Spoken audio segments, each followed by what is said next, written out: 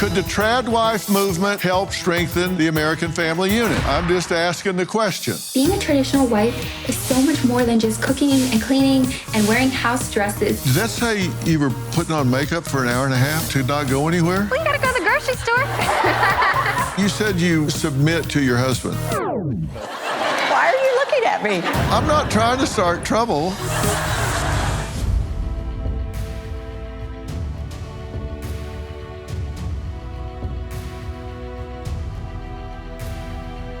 Okay, picture this. A massive Category 5 tornado spinning across the fields. You can see it. A dark funnel cloud twisting, accelerating, uprooting homes, cars, cows, causing even more damage. That's how I picture what's happening to the American family today. We are in a vicious cycle that is spinning families out of control. Now, in the 60s, 73% of all children lived in two-parent homes. Today, that number is down to 46%. Now, how do we get the American family to stop spinning out of control? There's a trend that's taken social media by storm, but has feminists up in arms. It's called the Tradwife, largely made up of millennials and Gen Zs. They're women who are choosing to leave the workforce behind so they can be full-time homemakers. They adhere to traditional gender roles and put their spouse's needs first. Could the Tradwife movement help strengthen the American family unit? I ain't saying that's the answer. I'm just asking the question. Some women say no way. They believe the Tradwife lifestyle turns women into second-class citizens and is a front to everything women have fought for over the past 100 years. And women have fought a lot of hard battles, from the ability to own property to the battle for equal pay, to the right to vote. Women have fought to even have a credit card in their own name. I mean, look at all the things that women have fought for. But first, Estee, she is the face of the Tradwife movement. She is very, very popular on social media with over 25 million views. Estee says she's trying to teach women and men that going back in time will make our society a better place. Take a look. A couple years ago, I was in college pursuing meteorology. That was considered great. A couple years ago, I was into the bodybuilding industry and I was into fitness modeling. That was awesome. However, when I decide I want to drop out of college and become a traditional wife, and my only goal in life is to be an amazing wife and mother, that's when eyebrows seem to raise. Being a traditional wife is so much more than just cooking and cleaning and wearing house dresses. We wives budget down hard. There is times where you don't get what you want, and that's okay. So instead of always spending all this crazy money at a coffee shop, we make our coffee at home for the most part. That doesn't mean we don't go out to a coffee shop like ever. My husband took me out for my birthday, and you know what? I did get a coffee, and it was expensive because it was my birthday, and that is okay. Another thing traditional wives love is aprons, because these aprons are like our house uniforms. We know when we put those aprons on, we mean business. If you are a career woman, you are sacrificing time at home for your career. And same with traditional wives, we are sacrificing a career for more time at home. Women should have the choice to be homemakers or not without being judged. And women should also be able to use the term tradwife, which means traditional wife, and not be shunned for wanting to be more traditional. Well, Estee, welcome. Thank you so much for having me. Well, so tell me, you think the Tradwife movement, and Tradwife is like a hashtag, it's on TikTok, it's on Instagram, right? Yes. So this is a big deal on social media. Why do you think it's controversial? I think that it comes from both a positive side and a negative side. I think that it is gaining a lot of attention because a lot of women are realizing that being a wife and a mother is enough. And you don't have to have a career as a woman to feel fulfilled. But I believe it's also getting controversy because a lot of people are thinking that it's bringing women back in time to second-class citizens, and that's simply not true. Well, so what are they getting wrong? What are they missing that makes this a good thing? Well, you are not a second-class citizen being a traditional wife. You are embracing a role at home, and you are a wife, and you're a mother, and you're taking care of your home. You're doing the cooking and the cleaning. And if somebody's not doing it, or the wife is not doing it, then somebody has to come in the home and do it anyways. So it's a very valid and fulfilled role. You actually go on social media and promote this, right? Yes, I do. And that's kind of a job. It's more of a hobby. But you have 100,000 followers or more, right? Yes. On different platforms. Yes. And do you monetize that? I do. TikTok pays me anywhere from $50 to $180 a month, and then YouTube pays me $300 a month. Well, you need a manager. You've got 57,000 followers. You've got 7 million views. So you put out quite a few videos, and a lot of people look at them. Yes. What do they say? A lot of women support this. A lot of women want this, and they are so happy that there's a woman out there online. And there's plenty of women doing this, but they're really happy to find other women online who are promoting this and saying that this is a great thing to do, and they're happy, and this is enough. On the negative side, you have a lot of people thinking that this is a white supremacy movement, and it's linked to white supremacy. That this is dangerous for women to be financially dependent on their husband. White supremacy. Mm-hmm. Here are some of the positive comments. Beautiful, compassionate, inspiring, my favorite, awesome, favorite account, love, inspiration, wonderful, my dream. A lot of really positive things. Absolutely. On the negative side, really sad, brainwashed, bullcrap, so wrong, stupid, crazy, dumb. Is this for real? Tradwife equals sad wife. So some people get exercised about this. Oh, yes. Yeah. Do you answer them? Sometimes I'll get in a mood and I'll go back at them a little bit, but often I ignore them. And actually, when you have a lot of support online, people will defend you, and you don't actually have to. Yeah. What's the meanest thing you've ever said back? I want to say get a life, but that's not true. Can't remember. Yeah, I bet you can't. Okay. Estee says a day in the life of a tradwife is really very busy.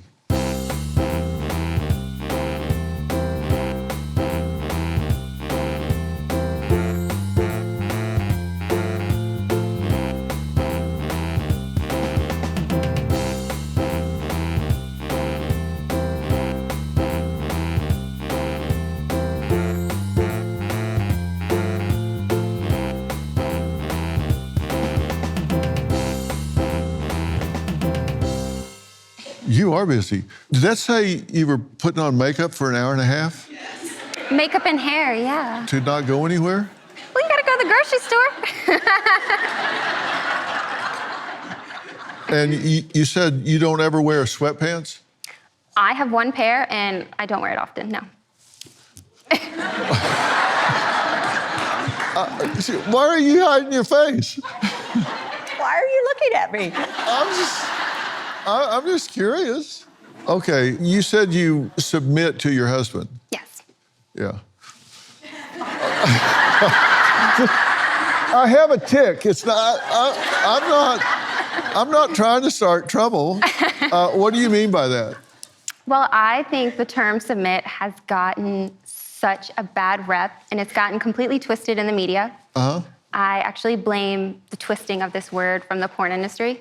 And it has this weird BDSM connection, and a lot of people think it's degrading and that the woman is less than a man, but biblical submission is what traditional wives talk about, and that means that the husband has the ultimate authority in the home, and this is from the Bible, and there's a lot of different opinions about that, but in my marriage, we follow that. Yeah, well, the Bible says women submit to your husband, but then it says husbands love your wives as you love the church. Absolutely. So there's a duty on both. When we come back, Estee's husband says he's the envy of all his friends. We'll find out why, like we don't know, when we meet him next.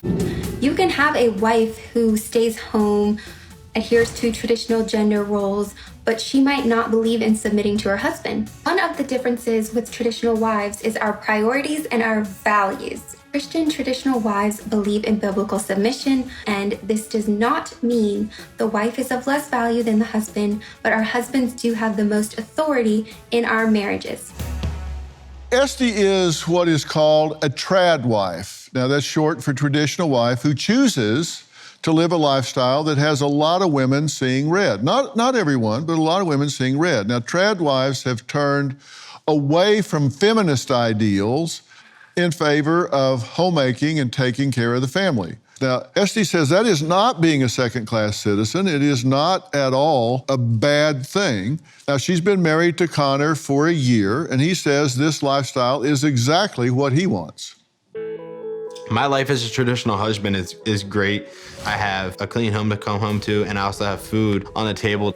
We're making some pasta from scratch. It puts a smile on my face when I get home that my wife is prettied up for me. She's done her makeup and has a pretty apron on. Why wouldn't we dress up to see the most important person of our life, which is our husband? I think most men would like to have a traditional wife. My coworkers that have actually said, like, man, you're super lucky. I want a lifestyle like you. My husband does not have to lift a finger when he is at home. When I met Estee, I was 20 years old and Estee was 22. I was going to college to please my parents, but I secretly wanted to be a traditional wife. Before I met Estee, I never really dated, not even casually dated, but when I met Estee, I knew that she was the one and that we were a match made in heaven. We don't do opposite sex friendships. I don't think a woman needs to have a male best friend. A modern man would feel much more insecure than I do as a traditional husband. I don't mind at all when I have to call you and check in and make sure you're okay with me going somewhere. In our marriage, we don't have arguments. I'm the leader of the marriage. I'm the one that's responsible for coming up with a solution. And Estee does not ever talk back to me. I submit and I serve my husband.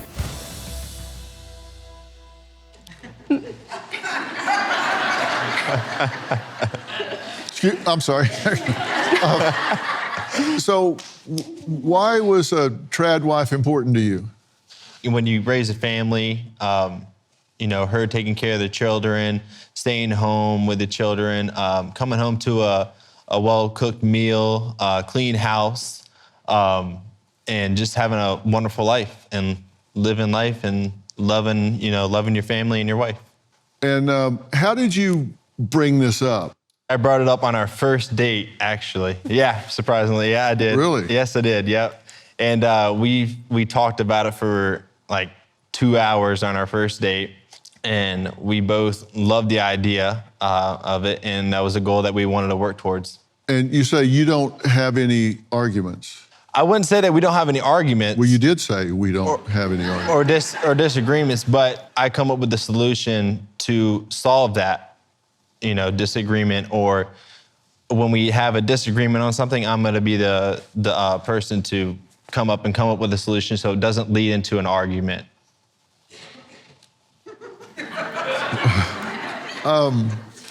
And that's because you're the repository of all knowledge, or what? How does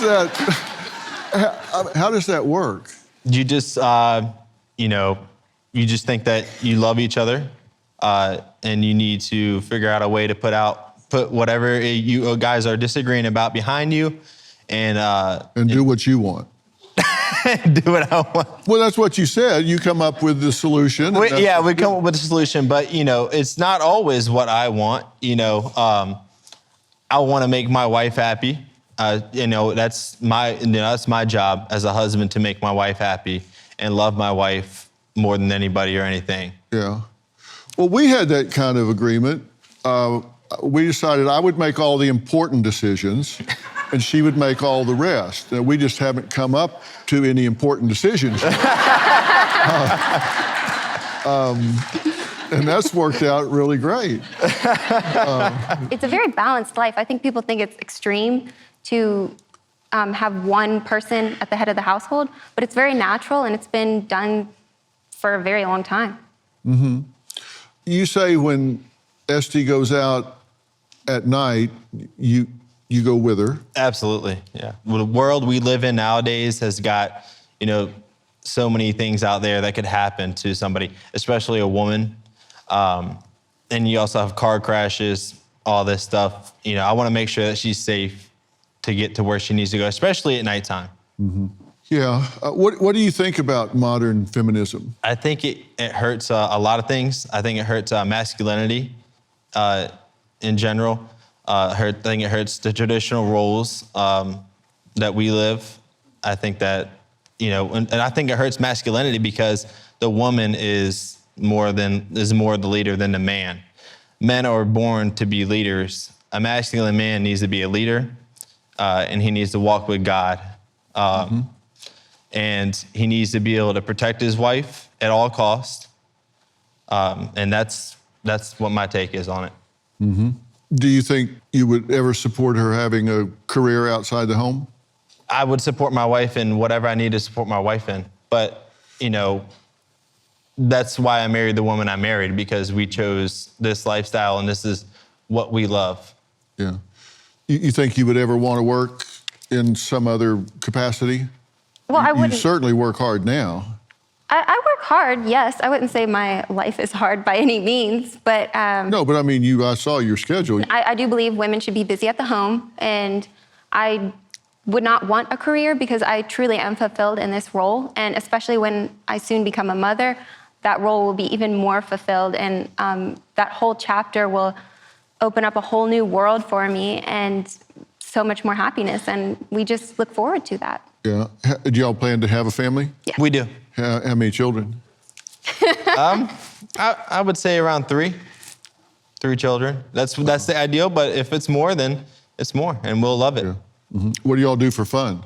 So I hunt, I fish, and I spend time with my beautiful wife here. We love to go to the mountains and go to vineyards and just have a wonderful time up there. Yeah. What do you do for fun? I do go hunting with him every now and then. I never thought I would like it, but it's fun to take part in your husband's hobbies, and he enjoys it, and I love seeing him happy. We're going to hear from some other women that have different viewpoints when we come back. When I was younger, I grew up in a traditional Indian community, and there were both housewives and career women in these families, and they always said how accepted and appreciated both housewives and career women are in India. I've also nannied for quite a few Indian families, and they've all said the same thing. So what is it about the West that wants to devalue traditional wives?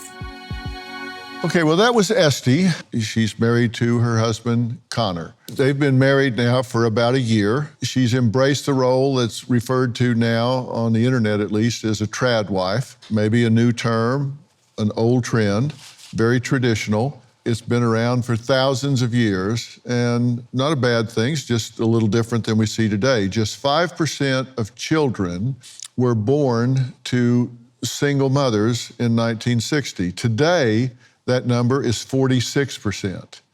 It's a debate many women are having on whether it's a trend that should stay or go.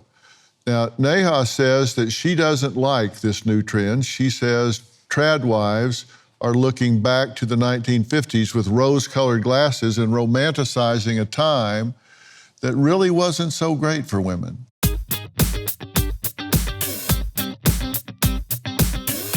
Tradwives on social media are selling a huge lie. Tradwives say that the woman's place is in the home as a homemaker, but what tradwives are actually doing by producing all of this high-quality social media content is working, is generating income, and that's disingenuous to their followers. The Tradwife movement is essentially prescribing that men should be the dominant force in the home and that women are to be homemakers and subservient to them in almost every matter. I don't think that there is any beauty in second-class citizenship. Tradwives are absolutely looking back to the 1950s with rose-colored glasses. Women in the 1950s were being so oppressed by both society, their husbands, themselves, and that's the reason so many women were miserable and self-medicating. So it's calling back to a time where someone like me would have a hard time existing in society. In many other cultures, traditional gender roles are very present, but what goes along with that are high rates of domestic violence, financial control, and the inability for the woman to really be able to live her truth. If he says no and puts his foot down, then the answer is no. The Tradwife movement is a huge affront to all of the hard work that women and even lots of men have been doing for decades in order to get women equal rights. Well, thanks for being here. Not a big fan of Tradwives. Not the biggest fan of Tradwives, no. Yeah. There's absolutely nothing wrong with wanting to be a wife and a mother and stay at home and even embracing traditional gender roles. But there is something very dangerous in women being beholden to those gender roles, because across different cultures where there is more adherence to traditional gender roles, there are higher rates of sexual abuse, sexual violence, domestic violence, and financial abuse. And I think Tradwife culture is kind of an affront to all of the really hard work that advocates and activists have been doing for the last 50, 60, 70 years. We talked about that a little bit, and I actually made a list of some of those things because some of this has happened so much more recently than people realize. It was 1839, they could have marital assets. 1916, women elected to Congress for the first time. 1920, 19th Amendment to ratify the vote started. In 1948, enlisted in the Air Force. It wasn't until 1963 that the Equal Pay Act, in theory, abolished disparity in wages, in theory. It was 1974 before a woman could have a credit card in her own name. Then Supreme Court Justice in 81, 83, American woman was in space. 97, woman Secretary of State. So these things have just been coming on just within this generation. So some of this stuff is hard fought and recently won. That's right, yeah. The thing that jumps out to me as being the most problematic is that, to have a platform and monetize such a big platform and be spreading a message that women should be second-class citizens in their own homes and be submissive and subservient, and then that is sort of the natural social and biological order, I think that's extremely harmful, and it's also just not true. And you say that's not how people should look at that. That it's not a second-class citizen. Correct. I disagree, because the idea that, separate but equal, the last time we heard the argument of separate but equal as a social framework was during Jim Crow. So there is no space in a contemporary and modern society for separate but equal. That's just my opinion. Pew Research did a study recently that asked people what they value in the different sexes. And it was an anonymous survey so people could actually be honest about this. And I was really surprised at what they saw. They said, what traits or characteristics do you think people in our society value most? And in men, number one was honesty and morality, 33%. And then 23% was second, professional and financial success, ambition, leadership, strength, toughness, hard work, good. With women, number one was physical attractiveness. And at the top over here was honest and morality. Over here, it was all the way down to number 4 at 14%. So this battle's still going on, right? The battle's still going on, and what I think is interesting is that instead of relying on an adherence to what this data is showing, my point is that, we should be challenging the social conditions that allow for this data to be the way it is in the first place. Yeah, and you think Tradwife just plays into this? I think it reinforces it, absolutely. Yeah, for sure. All right, well, we're going to take a break. When we come back, we've got some other voices that are going to share their thoughts about this. A conservative mom who says Tradwives aren't living traditional lives and calls it a weird online fetish. We'll hear what she means by that when we come back. It is not uncommon for traditional wives to supplement their husband's income. The key word here is supplement the husband's income. It's not going to be enough to obviously live off of, but it can help. So while we may supplement our husband's income, it does not come before our home, our family. That is our number one priority. Well, that was Estee. She has over 150,000 followers and growing. She says she's making some money as a content creator. Does that go against the Tradwife movement? Now, some say it does. Now, Neha says that she isn't the only woman who thinks this movement is setting women back to a time when they had much fewer rights. Now, Allie is a conservative Christian commentator, author, speaker, and podcast host. And Mara oversees 500 employees, including her husband. Both women say the Tradwife movement, well, it's just not for them. Allie, you've been listening to everything we've been talking about. What's jumping out at you? Yeah, so I am a conservative Christian, and I do believe in traditional gender roles as defined by the Bible, and I do work outside the home. So I guess maybe you would categorize me somewhere in between sourdough starter and girl boss. And yes, at the end of the day, my husband is the head of our household. He is the leader of our family. And so when it comes to those big decisions and when push comes to shove, he's the one that takes the lead. And do you feel second class because of that? Not at all, not at all. My husband loves me and respects me very well. And he actually we work together, so he's kind of my business manager. And he has always been immensely supportive of what I do. He would probably say that's part of why he fell in love with me. And so we just work well together. Yeah. Mara, what's your take on all of this? My take is a lot different. I come from a home where I was raised by a single mom. So I watched my mom take over the household. In fact, my father died when I was 6 years old. So if I had to ask you a question before I continue answering yours, my question for you would be, what would happen, heaven forbid, your husband wasn't there, whether you got divorced or he died, then what happens? Would you be able to upkeep the household? I mean, where would that leave you? I believe that no matter if you are a traditional wife or a modern woman with a career, if your husband were to pass away, everything goes to scrap, and you have to start over no matter what.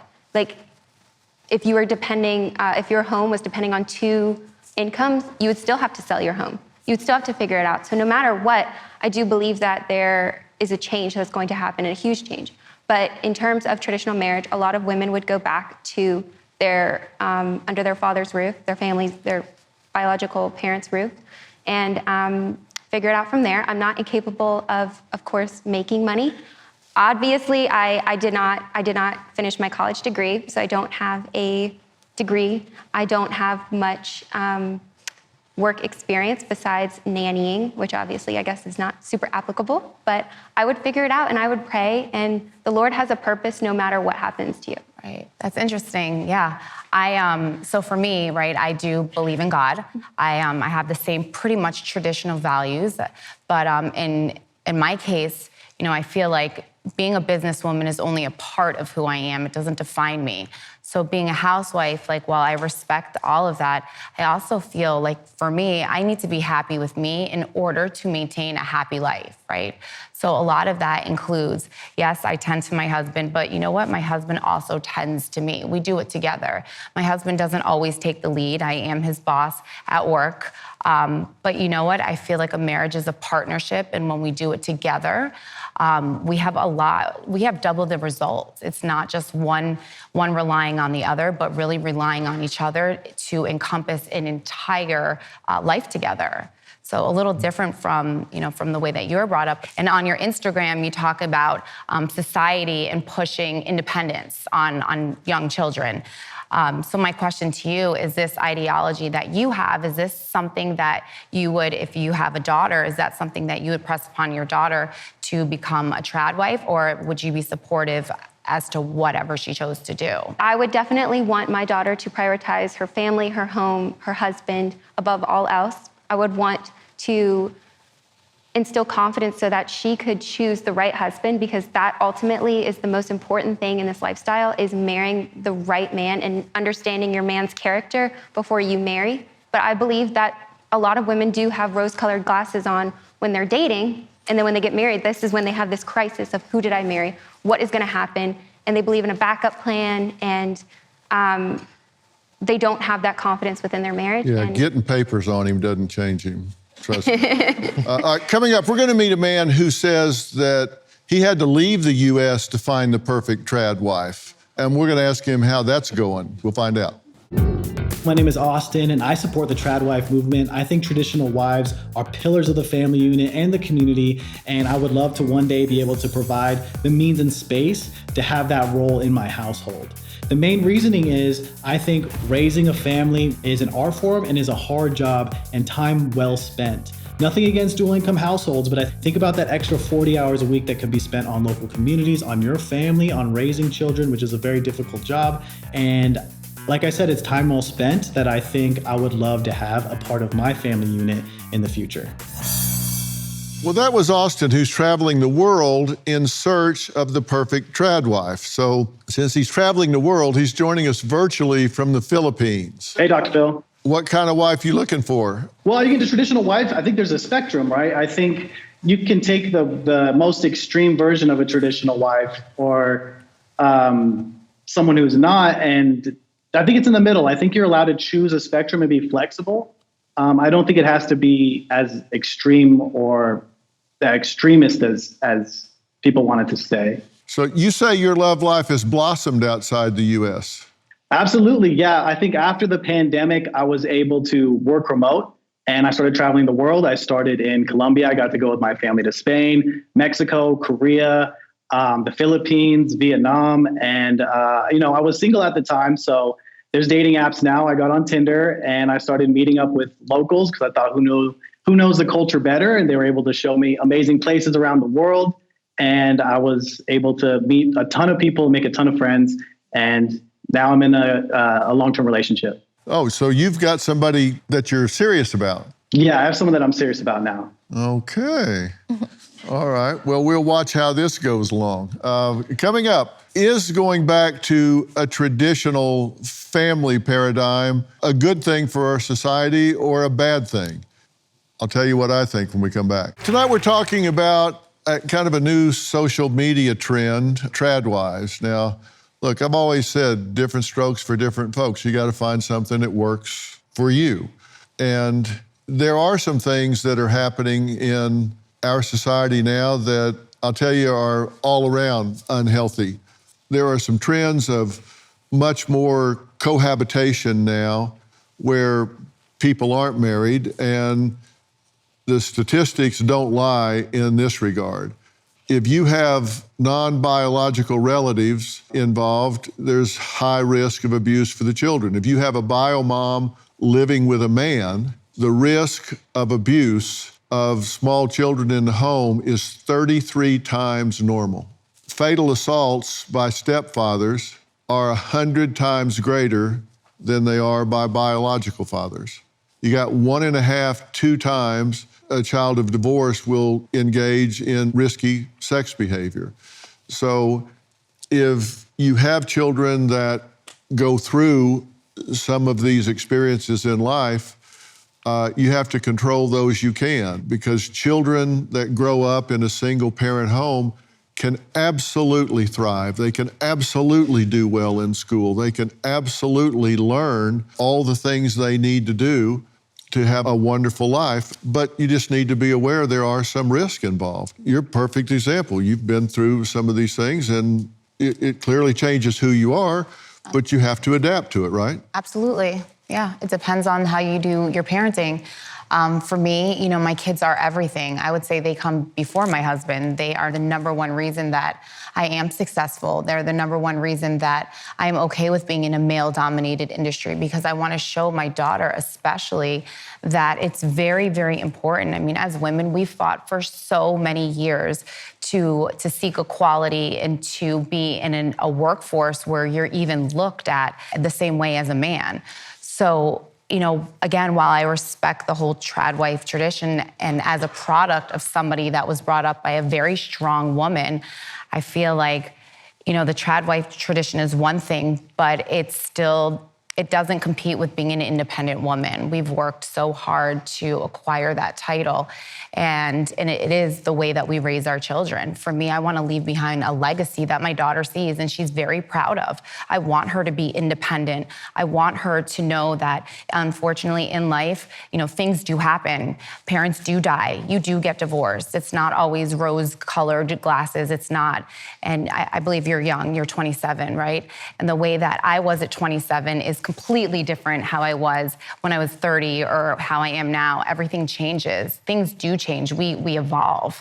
And with that being said, I feel it's really important, and I continuously instill in my daughter, even after her going through a divorce and me being remarried and living in a household where I was brought up by a single parent, it is very, very important that a young child, because of society and all the social media and all the things that they see, it's super important that we let our children form their own identity before having that relationship where they are relying upon a man. And that's okay, that's fine. But I think acquiring their own identity is superior before anything else. No doubt. Final thoughts after the break. We're back and we're talking about a Tradwife movement. Is it a good thing? Is it a bad thing? That's for you to decide. Robin and I have been together for 50, been married for 47. That's right? That's right. Okay. Just checking. And people ask me, what's the formula for success in a relationship? And there's a lot of ways to answer that question, a lot of ways to define it. But one way that I think applies to everybody, if you take all the value systems out of it and look at it practically, the formula for success in a relationship is a function of how well it meets the needs of the two people involved. If one person is getting their needs met 85% and the other one's getting their needs met 15%, one person's going to be having a great time and the other one's going to be really frustrated. So you got to really look and say, not just how's this working for me, but how's it working for them? And that means that it's a negotiation, and the negotiation never ends because you change across time. And that means you have two jobs. Job number one is you have to teach the other person what your needs are, and you have to work real hard to discover the needs of your partner. And man, if you look at your partner and they don't have a smile on their face, you might want to think about changing what you're doing.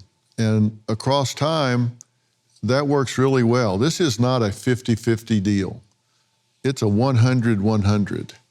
Everybody has to work towards this. Marriage isn't for everybody. I think that if we really work at our family, whether it's our nuclear family or we get married and it's a family, everybody has to realize we got to make an effort at this. It doesn't just happen. And we can't get distracted by everything going on around us.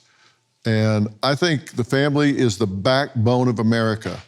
And I think we really have to focus on that. I don't care what's happening on the internet or what this trend or that trend is.